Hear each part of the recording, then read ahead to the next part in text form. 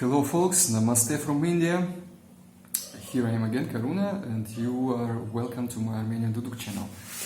As you might remember from one of my previous video lessons, I showed you what is to play a single ornament on Armenian Duduk, and what is the formula of creating this single ornament and how to make a chain of them.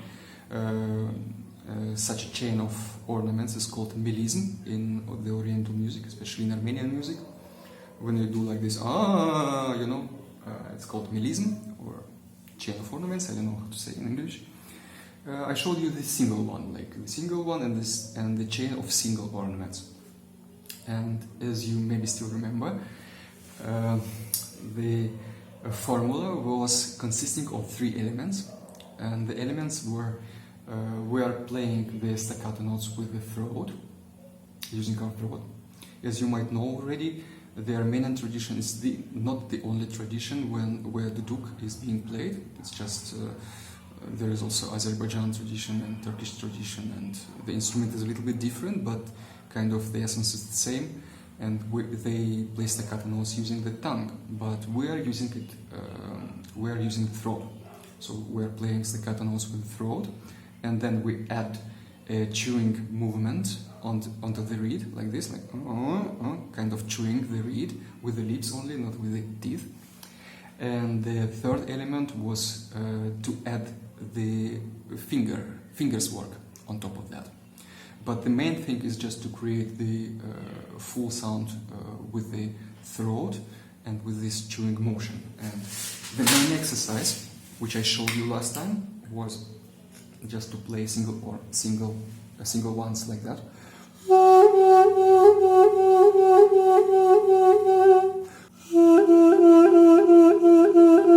And like that we also did the chain. So it goes like that.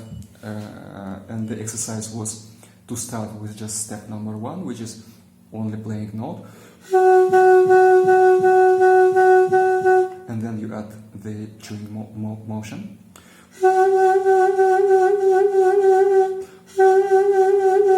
Or if you do it without throat, actually it just goes a little bit boring. It goes, we don't achieve this like sharpening the pitch. We don't sharp the pitch really, and we don't create this beautiful flavor about it.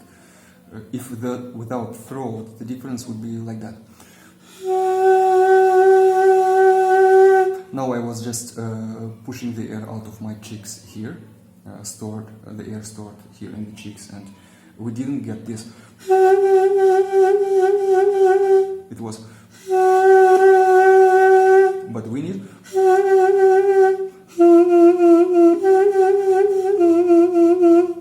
And then we add finger.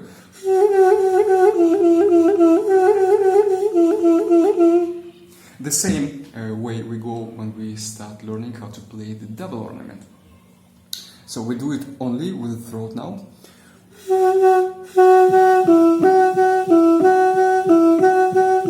Or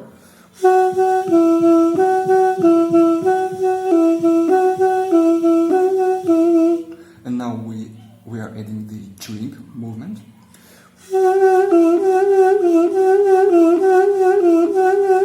You see? Not just. It's just boring. Or.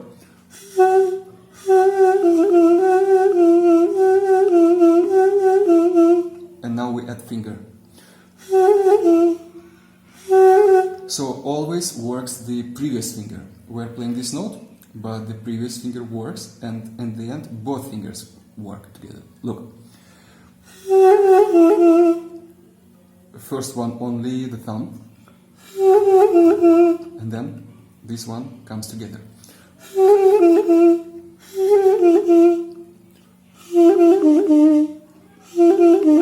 You saw?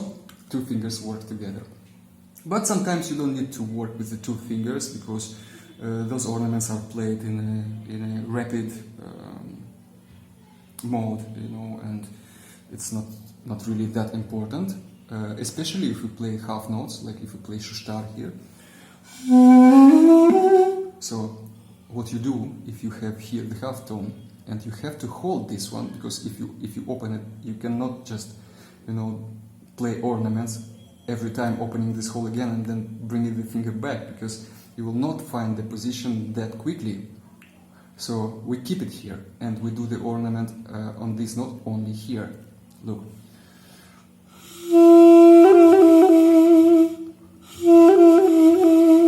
This note is playing, but we worked only with this finger. Otherwise we could do, like if we play just minor,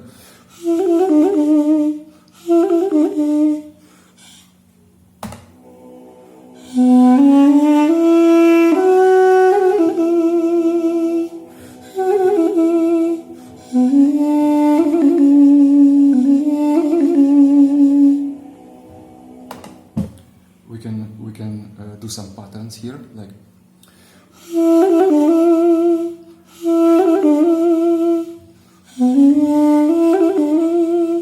it's a very popular pattern.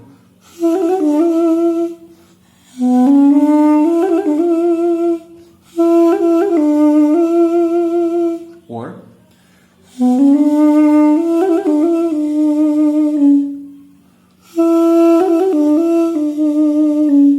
so first one.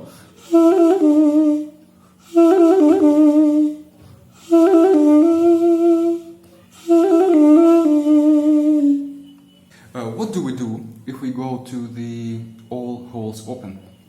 So we do the same, but we cannot use any finger here because because all fingers are just here. So here we do it only with the lips and with the throat, like all open, like that.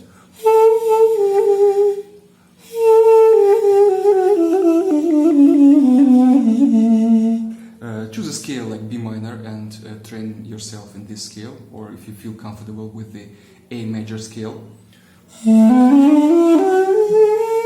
maybe you just take the B minor scale without the higher beat there, without the second octave, just finishing it on all open holes.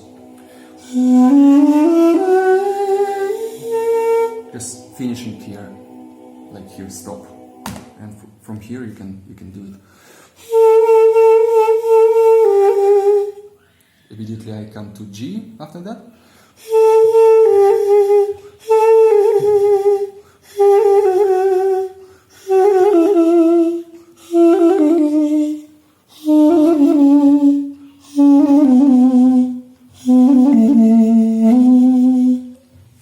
Imagine we want to play the harmonic B minor, which means instead of A here, we will have what? We will have A sharp, no? B flat. Again, as I told you before, we don't move this finger. When we come back, only this finger moves. See?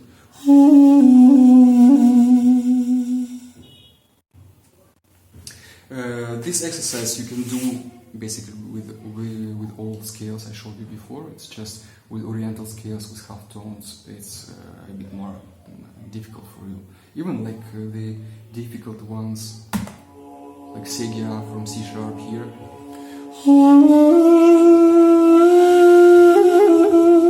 You see?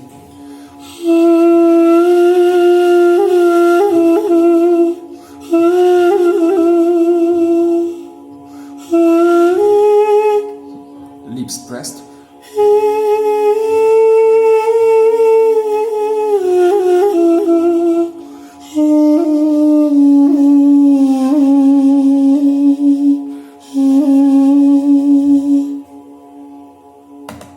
The homework is to train those 3 steps and try to make just the simple patterns and then only come to the chains. Go like that.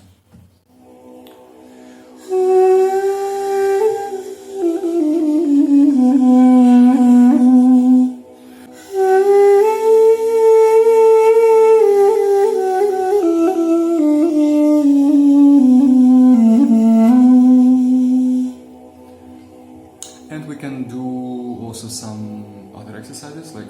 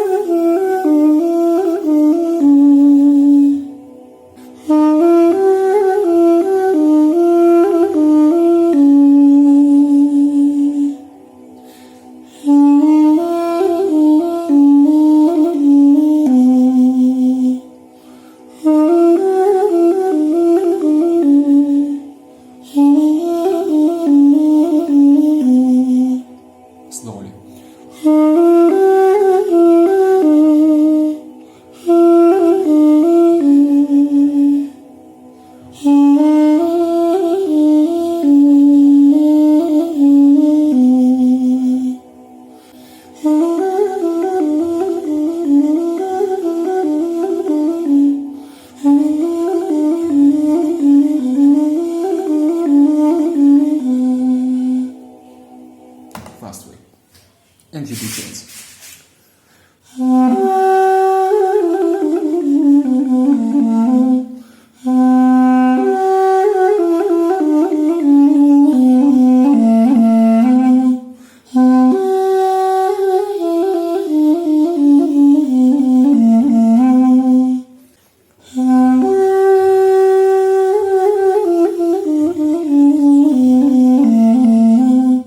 It's always easier to start the chain of ornaments when you have already vibration, you have vibrato.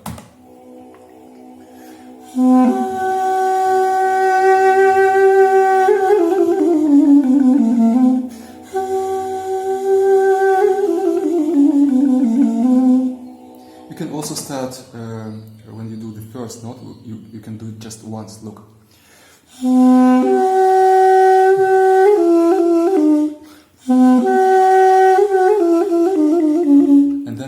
Double. Here, especially when you have all holes open, it happens quite often.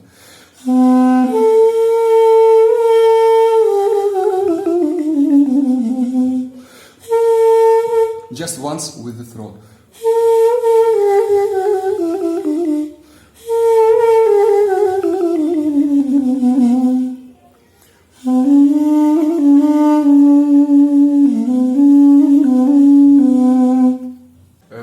Guys, in addition, a note for your side pocket. There are sort of two cases, as I was playing now, I just realized, that you can play double ornament somewhere in the middle of the melody without playing a chain of them. Then I see that the previous finger always jumps. Yeah? You have to toss up the previous finger and maybe at the same time also then the same finger. But when you play the chain, it's quite impossible to play always the previous finger, or I just realized it while making this lesson. So if you play a melody like, so the previous finger goes up, yeah? But if you play the chain,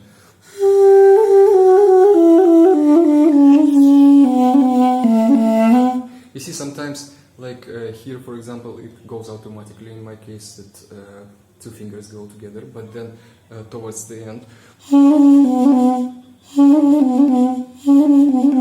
sometimes just the same finger goes.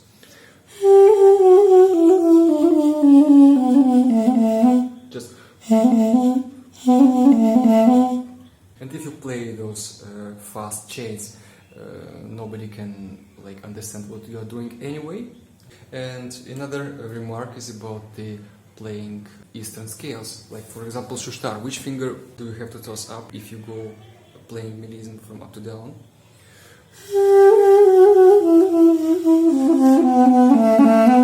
If you come up to here, this finger jumps. But what to do if you come here? So if this note is playing, which finger jumps? This one? No. So this finger jumps. Why? This is first of all because we don't come out of the scale. So because this note, if you open it up, is not in the scale of Shushtar. Which notes do we have in Shushtar? You see this one immediately. We skip this note, we skip this note, and immediately we come up to this note. And if you start working with this finger, I mean, if you're just making it fast, nobody probably can hear, but actually you shouldn't come out of the scale, you know. That's why this finger jumps, because we have this note in Shushtar. Open note and also half note here.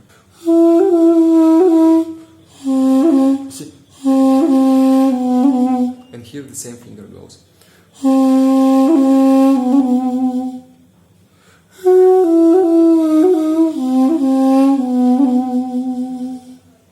The same appeals also to in other ones like Shur. So which finger should work if we play this note? Not this one. This one. Guys, it will enrich your to-do playing a lot. I'm telling you. Try to follow my lesson and we will see each other, I hope, again. That was Karuna.